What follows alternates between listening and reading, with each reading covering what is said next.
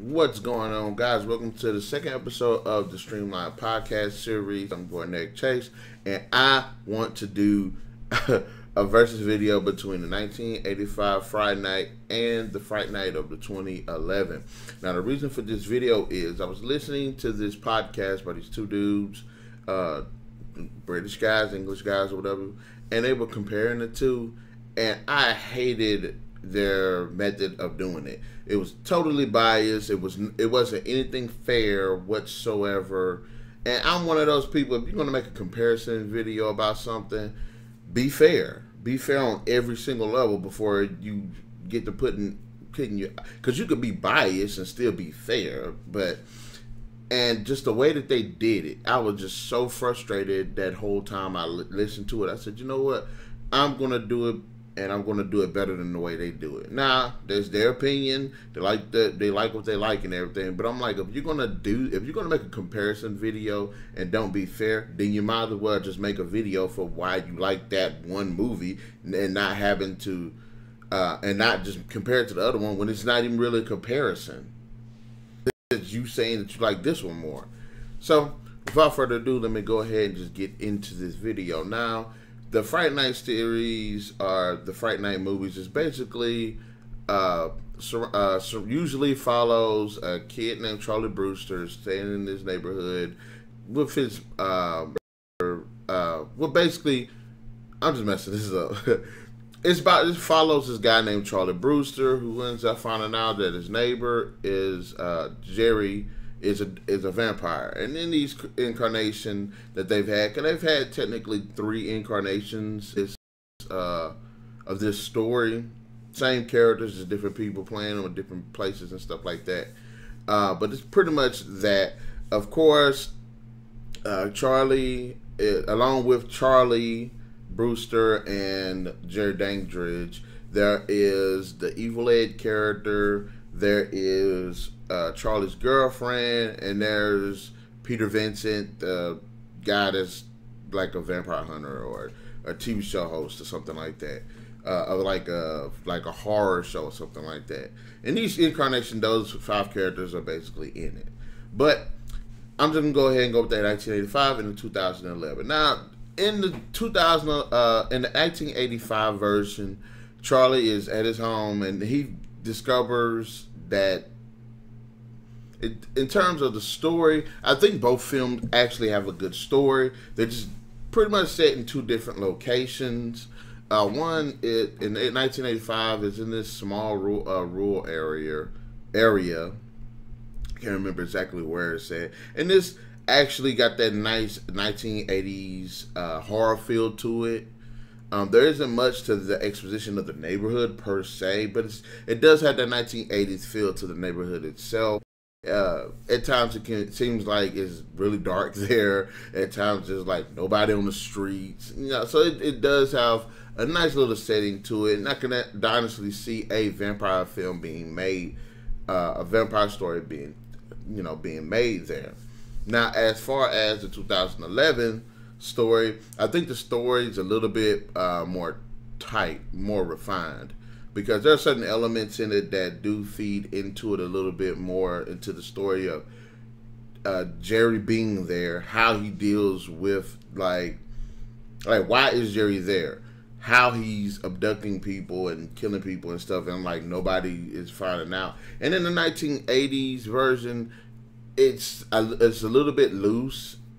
It's a little bit loose at times. There are moments where, the story can be surprisingly funny in both of them, and then it can be surprisingly dark, because that's really the nature of these films. So in terms of story, I honestly would say that both are actually pretty much the same, even though they're set in different places. So I say they pretty much have it together. It's about equal. In terms of the special effects, now I will be honest, there are some Fright Night, some 1985 effects that work surprisingly well. They look good to this day, and I'm surprised at just how good those effects look. And of course, there are some dated ones. They look really shitty. Some of the more dated effects sometimes seemingly come around Jerry's character when he's transformed with the makeup. There are certain times where he looks generally like real, and I was like, okay, that's a really good practical effects. Makeup effects are just great there. And then there are certain moments where it kind of comes off a little funny looking. Like there's sometimes when his fangs are a little bit too big, you can tell that they're too big. So it's like he can barely talk or something like that. There's this one moment where his hand gets stabbed in the hand with a pencil, and the way his hand just looked was like, whoa, that is just shitty. But it's 1980, so you can get away with something like that. Also with like the evil Ed with the teeth too, it seems like his teeth were really too big to be in his for him to talk. I mean, I think vampires can have big teeth as they want, but their teeth are so big that they can barely talk. Okay, that's a problem. So need to fix that. But the most, I think perhaps the most, the best sequence where the practical effects just completely shine is when Charlie's girlfriend ends up getting bit, and like the way that her transformation, Amy, yes, that's her name, Amy. When Amy's transformation, because it goes through like a little process where her eyes change, she's got the teeth, and then mouth seems to get a bit wider. Then the one shot where mouth was really wide, but it looks like it's really her mouth. Fantastic. I will give them that. Like those sequences are fantastic. In the 2011, there's less practical and more CGI, and just like the 1985 version, there's some moments where the CGI looks good. There are some moments where not so good. Specifically, more when it comes to Jerry's transformations. Now, I don't mind it because in both versions, Jerry looks like a complete monster, and I love that. And then they emphasized it a bit more with the 2011 version, especially when he transforms and all of those like teeth start coming in. It looks like he has rows and rows of teeth, and his mouth gets bigger and his face gets kind of monstrous, which I like the design. I'm not gonna lie, I do like that design, but I think some of the CGI could be done a little bit better, maybe a little less. So in terms of that, like there's one moment in this movie where Amy, of course, she gets turned, and she like looks up, and you can see her. She's like looking up at the camera, and you can see her teeth start to come in. It's all CGI and stuff. That shot looked good. Now the next shot, when she looks at Charlie, it looks kind of, you can tell CGI. So, and then there's also this sequence where Ed gets his head. Well, Ed ends up getting turned into a vampire and then injured really bad. And then you can see, and he's fighting Charlie, and yeah, that sequence was, yeah, it was pretty obvious. They could have did a lot better with that. So I'm gonna give it like right with this. Being fair, they're equal because the practical effects had their moments when they were good, and when they were bad, the CGI had their moments when they were good and bad. So fair. I'm going to talk in the music. The music isn't memorable to me in the original 1985 one, but I felt myself being pulled more towards the way that the presentation of it was made in the Fright Night remake. And then it had a modern feel to it, but it still felt like it was paying homage to the 1980s, and I like that. But I'm not going to say that the Fright Night, that the original, didn't have its own great like tone to it. Yes, when things were really dark, when action was going on, when there were very intense moments, that music did a great job of making the film feel like horrific, and I like that, especially when certain characters die, when situations jump off and you don't know if the main characters are going to make it. And like I said, I do like the remake a little bit more, but it's not enough to where it says completely trumps the original. So in terms of the music, I think they both were handled really well. I will say that I did enjoy both Jerry's theme songs. I believe they're both the themes. And I think they did a great job for those characters. They had this really cool 1980s like saxophone-ish theme to go with the original. And then I liked how they had this really dark and brooding one with the remake. So it gave both the characters this. It just like those themes. And maybe I'm not saying it right, but both of those themes did a great job of actually like capturing those two characters. And I think they did a great job with the music. So I say again, both films actually were equal. Now, in terms of the writing, I'm going to say that the remake did beat the original. Because there was a lot of things in the original I did not like how the sequences were set up. One thing that I would argue is, okay, the beginning of the movie, Charlie's trying to get something from Amy. And then he happens to notice that the guy next door is moving in. And the guy and he sees a coffin. And I'm like, that doesn't make any sense. You are getting something from your girlfriend. You've been trying to get something from her apparently for a while now. She's finally giving it to you, and you're gonna stop because you got somebody moving in next door. That does not make any sense. Hell could have been unleashed upon the world, and I wouldn't look out that window if my girl was getting me something. Come on now, that doesn't make any sense. They could have did a better job with that. Even with how he sees Jerry bites his first victim. Jerry's doing it in front of a window that's open. Doesn't make any sense. There's one moment where Jerry is in the house.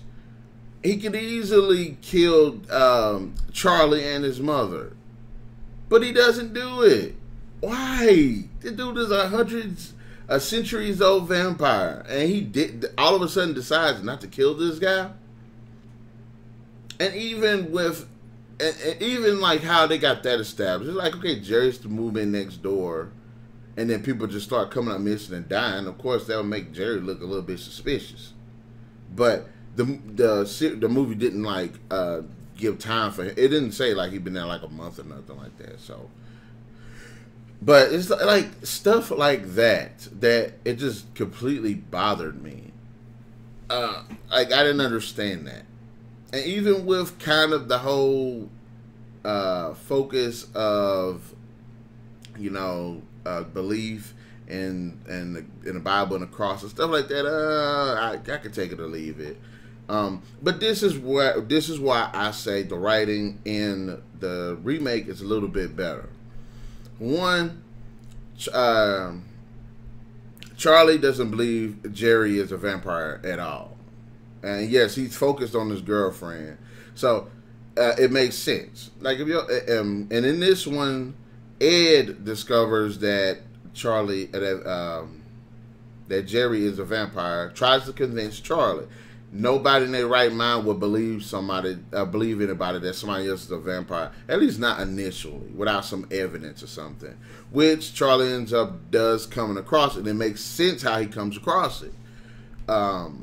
Even why Jerry is even in that rural area makes sense. In this area, it's like hard times are kind of hitting it, so people are moving out and stuff, and people are moving in, people are moving out.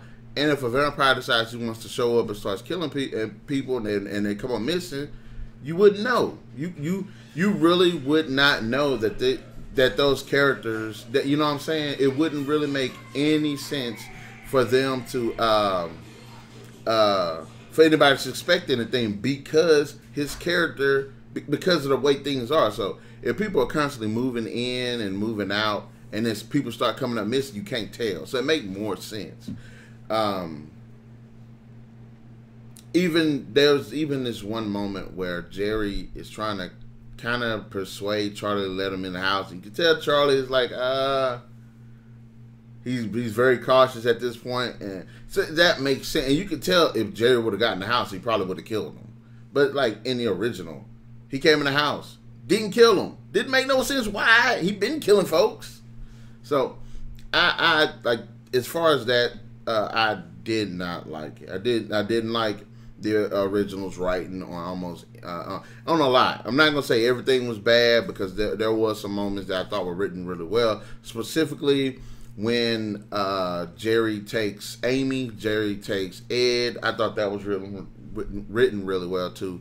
But let's just go on to the casting and the characters.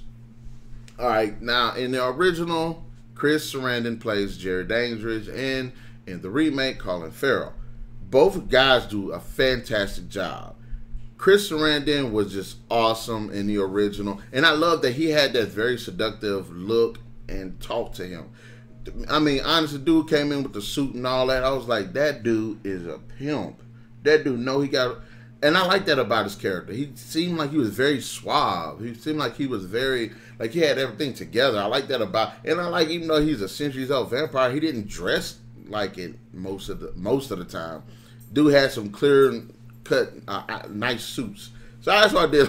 But as far as that, yes, he was very seductive. He was a very good looking dude, and he owned that role. I would give it to him on that. He killed it. He completely killed that role. And on Colin Farrell's side, he's got that bad boy, dark, broody look to him. That that you might not, you don't know what, he's very unpredictable. You don't know where his character is from, but he's got that like bad boy look to him. But it's like that bad boy sexy. Or you got Chris Sarandon. Chris Sarandon's got that good looking guy, sexy, suave, sexy look to him. Colin Farrell got that bad boy sexy look to him, and I like that. Charlie's mom is kind of attracted to him, and you can tell that Colin Farrell's character is kind of a likable guy. He's like, he'll sit down and enjoy a beer with if he ain't trying to kill you. So, I mean, the guy was pretty cool. That's what I liked about his character. He had a great personality. And I know sometimes he can kind of be a little bit creepy, especially later on as the film progresses. So, as far as the performances of Jerry, hands down, both actors did a great job. And their interpretations of the character was just, even though they were different, they had many similarities, and I thought they did a great job. Now, as far as the character of Charlie Brewster, William Ragsdale played an original, and he was all right. He was all right. He played this kind of nerdy-ish, kind of,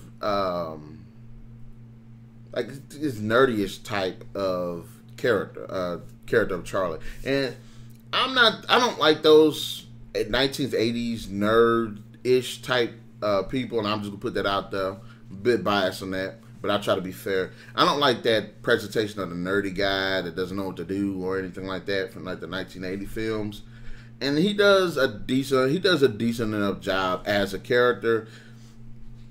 But there weren't really moments where I could actually root for him, specifically because there was nothing to his character in my opinion. But I'm not saying William Ragsdale did a bad job. He did a decent job as portraying the character. I like Anton Yelchin's performance a bit better because his character had a little bit more personality. He was a nerd, but not necessarily a nerd, because in the 1980s, if you were a nerd, you were just a straight nerd. You wasn't like, you couldn't look good and be a nerd. You couldn't, play football and be a nerd. You couldn't be active and be a nerd. But in Yelchin's case, he's like the nerdy-ish guy, but he's like the normal nerdy-ish type of guy. So I like that about his character. And also I liked a bit more about what was going on with him as far as school and stuff. And you start to see that with his character. So to me, his character had a bit more personality. And that is even brought out a bit more when it comes to the Evil Ed character. Which I thought, honestly, I like Christopher Mitz Plastic. I'm saying Christopher because I don't like his name. I liked his portrayal of his character a bit more because his character's a bit more sympathetic. Stephen Geoffreys, whatever his name is, I did not like him. He was cocky. He was stupid. He laughed at all of these stupid jokes. Even when he transformed into a vampire, he was freaking annoying. Like, the performance itself was over the top and just stupid. Now, Christopher, I liked his performance a bit more because I liked his character. His character feels like an outcast. And I like how the movie kind of focuses on people being different. So it kind of makes you seem like a monster to society because these guys were picking on him and ostracizing him because he was a quote unquote nerd. So, and I like that about his character a bit more. Even his again, like how his relationship is with Anton Yelchin's Charlie, where he's like, okay, they used to be friends, and that happens. That's one thing I like about it. It happens. You can be best friends with someone, but then either through your own individual experiences or due to society, sometimes y'all can grow apart. And this movie shows that they just grew, between both of them, that they grew apart. So I really like Christopher's. I found his character and his performance a bit more well-rounded and grounded. I did not like. I thought William Ragsdale did a decent job as Charlie, and I think Yelchin did a better job. More because his character is fleshed out a bit more in his actual life, especially with his mom. And I like the little back and forth that they have. So again, that gives more personality to that character and depth to that character. So on this one, I go ahead and give it to Yelchin, even though William Ragsdale does do a good job. It does a decent job too. As far as the Evil Eds, I've said it before, I can't stand Stephen Jeffries as Evil Ed. He was just a complete dick. Did not like his acting. Did not like his character. Christopher Mintz-Plasse did a better job of portraying his human form and making him more of a sympathetic character. Even though when he turns into a vampire, he turns to a dick too. So I'll give that to Christopher. Honestly, these two girls did a fantastic job as Amy. Amanda Bierce was great in the original. Imogen Poots was great in the remake. I love how, even though Poots seems to be like this hot girl that's a hot girl, but then again, it explores that not all chicks that are super hot are actually like the baddest chicks in school or anything like that, so, or cheerleaders or something like that. And I think Amanda Bierce, her performance as the character, it completely works. And I think that them being with those, I think Amanda Bierce being with William Ragsdale, Charlie works. And I think Imogen Poots with Anti-Yelchin's Charlie Brewster works. I think as far as the Amy's, I think they both did a great job. And I love how they I love how they do push. And I think Poots did a little bit better job in her character of pushing Charlie a little bit. So she was a little bit more active to me. But Amanda Bierce did a fantastic job too. So as far as these two characters, bam, they equal, completely equal. So, and also, let's not forget, when it comes to Peter Vincent's character, and I'm going to try to be fair about this, Roddy McDowall, for the time period and for what they were going for in the movie, did a good job as Peter Vincent. I personally have never liked the whole old man Van Helsing trying to take on immortal vampire. I never liked that, because to me, it doesn't make sense. You have someone that's like 60 years old trying to take on a vampire that's lived for hundreds of years. Okay. And I've never liked the whole cheesy gimmick of how they kill vampires. But I think for his character, I think Roddy McDowall did do a pretty good job. Now, when it comes to the remake, David Tennant plays Peter Vincent. I love David Tennant. He's one of my favorite actors. Loved him in Doctor Who. Loved him in Jessica Jones. I love the guy just about everything I see him in. And I'm going to be fair about this as best way I can. David Tennant does a better job as a younger Peter Vincent. And that's the Peter Vincent I like, because he was younger. Making more sense for him to be more active in a situation like this. And even though I'm not, I can kind of say, I agree with this too, because they did bring this up in that podcast, how he has shared somewhat of a backstory with with Jerry, because Jerry killed his parents. I think that should have been completely left out. I really do. I think that right there was kind of a problem with the writing in the remake. I will admit that. So, but as far as acting wise, I think both the actors did a great job with their characters that fit for their time. Even their presentation of Peter Vincent makes sense. Because in the old one, Peter Vincent was this guy on this horror television show called Fright Night.